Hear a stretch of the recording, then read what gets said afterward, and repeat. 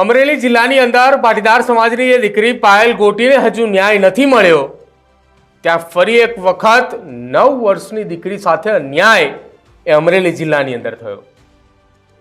અમરેલીની નગર પ્રાથમિક શિક્ષણ સમિતિની અંદર શિક્ષક તરીકે ફરજ બજાવતા એ મહેન્દ્ર કાવઠિયા કે જે છેલ્લા 2 વર્ષ કરતાં પણ વધુ સમયથી એક જ જગ્યા ઉપર શિક્ષક તરીકે ફરજ બજાવતો હતો અને તેને શિક્ષણ જગતને લાંછા લગાવતો આ કિસ્સો આ સામે આવ્યો છે કે નાની માસૂમ દીકરીઓ સાથે દારૂ પીવડાવી અને તેની સાથે દુષ્કર્મ આચરતો. ઘટના એ ત્યારે સામે આવી કે જ્યારે એક 9 વર્ષની એક દીકરીએ તેના પરિવારમાં તેની માતાને આખી ઘટના જણાવી કે મારી સાથે મારા શાળાના શિક્ષકે આવું કર્યું. જોકે ઘટનાની ગંભીરતાને ધ્યાને લઈને લોકો ત્યાં પહોંચ્યા હતા અને ત્યારબાદ પોલીસ પહોંચી. લોકોએ શિક્ષક સામે સવાલો ઉઠાવ્યા, શિક્ષકોને સવાલ કર્યા, ત્યારે શિક્ષક તો ભેદી મૌન રાખીને બેઠો હતો કે મેં કોઈ ઘટનાને અંજામ જ નથી આપ્યો, મેં આવું કોઈ કુકર્મ કર્યું જ નથી.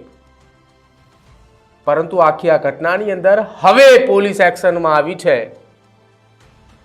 જ્યારે ઘટના બને છે ત્યારે પોલીસનું ધ્યાન પણ નહીં ગયું હોય અને હવે જ્યારે પોલીસનું ધ્યાન ગયું છે ત્યારે મેડિકલ રિપોર્ટ પણ કરાવ્યા, દારૂને કારણે બ્લડ સેમ્પલ પણ લેવાયા અને અંતે આ શિક્ષકની ધરપકડ કરી અને 3 દિવસના રિમાન્ડ મંજૂર કરાવ્યા. આ 3 દિવસના રિમાન્ડની અંદર સૌથી પહેલો પ્રશ્ન એ હશે કે છેલ્લા 2 થી 2.5 વર્ષના સમયગાળાની અંદર અમરેલી જિલ્લાની અંદર જ્યારે આ શિક્ષક એ શાળાની અંદર ફરજ બજાવી રહ્યો હતો તો અત્યાર સુધીની અંદર તેણે આ પ્રકારની ઘટનાને કેટલી વખત અંજામ આપ્યો છે તેને લઈને ખુલાસાઓ થશે. જોકે કેટલાક લોકો એવું પણ કહી રહ્યા છે કે આ એક દીકરી ન હતી, આવી તો અનેક દીકરીઓ હતી અને આ જે દીકરી સાથે ઘટના બની છે કે છેલ્લા 8 દિવસમાં 2 થી 3 વખત આ પ્રકારની ઘટના દીકરી સાથે બની.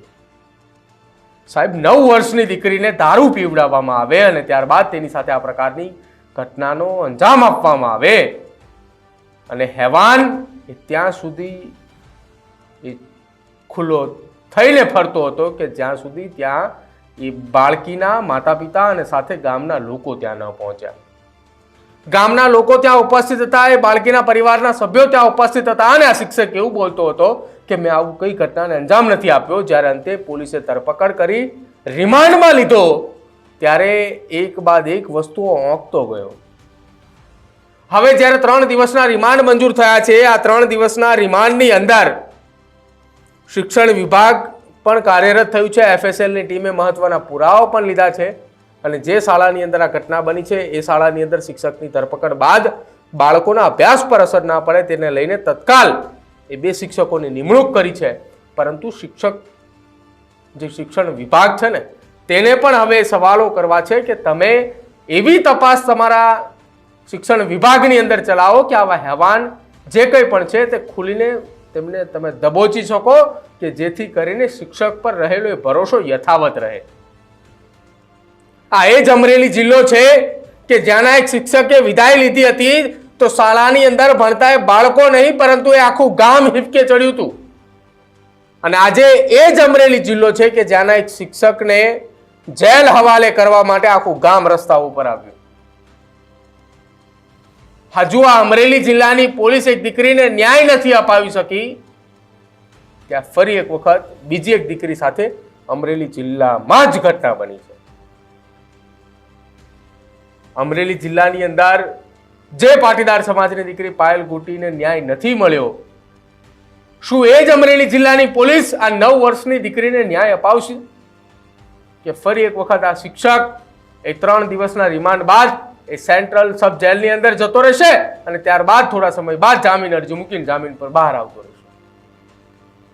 શિક્ષણ વિભાગ પણ હવે હરકતમાં આવ્યું કે જ્યારે વાલીઓએ રેડ કરી, વાલીઓએ ત્યાં પહોંચ્યા, શાળા ખાતે હોબાળો મચ્યો તો એ શાળાની અંદર ફરજ બજાવતા અન્ય કોઈ શિક્ષકોને કોઈ માહિતી જ નહીં હોય કે અમારી શાળાની અંદર એક શિક્ષક આ પ્રકારની ઘટનાને અંજામ આપી રહ્યો છે, આ પ્રકારના કુકર્મ સ્કૂલની અંદર કરી રહ્યો છે કે 9 વર્ષની એક દીકરીને દારૂ પીવડાવી અને તેની સાથે દુષ્કર્મ આચરે.